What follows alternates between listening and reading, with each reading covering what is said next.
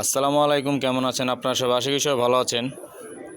তো এই বৃষ্টি কবে থামবে একমাত্র আল্লাহই ভালো জানে। তো বৃষ্টিতে অবস্থা পুরা খারাপ, কবুতরগুলো এক ছাড়া যাইতেছে না, কবুতরের ধাপড়ি নিচগুলোতে রেগুলারলি ময়লা হইতেছে, আপনার কবুতরগুলো জিম মারে বসে আছে।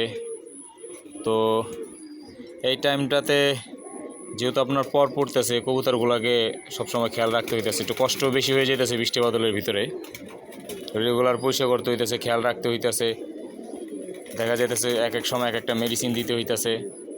আর এই টাইমটা আমি সবসময় চেষ্টা করি, যেহেতু টানা বৃষ্টি হইতেছে, কারমিনা দেওয়ার জন্য। তো অলরেডি আমি কারমিনা খাওয়াইতেছি, তো আজকেও খাওয়াবো, কালকেও খাওয়াবো।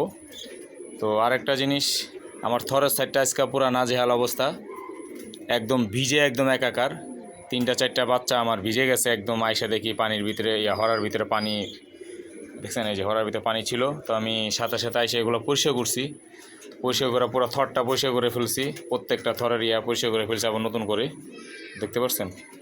তো এই বাচ্চাটা একটু বেশি ভিজা ছিল, এই বাচ্চাটা এখন আপনার একটু হালকা আগের থেকে একটু শুকনা।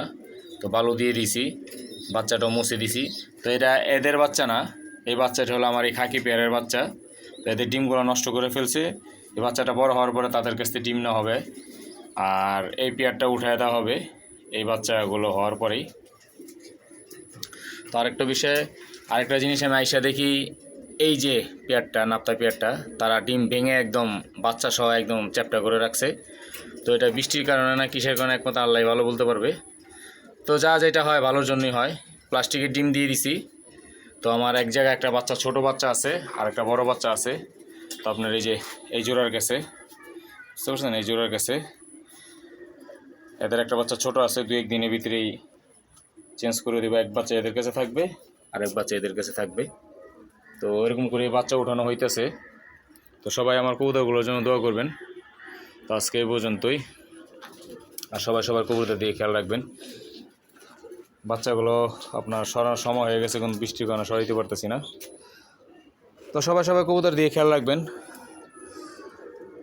আসসালামু আলাইকুম।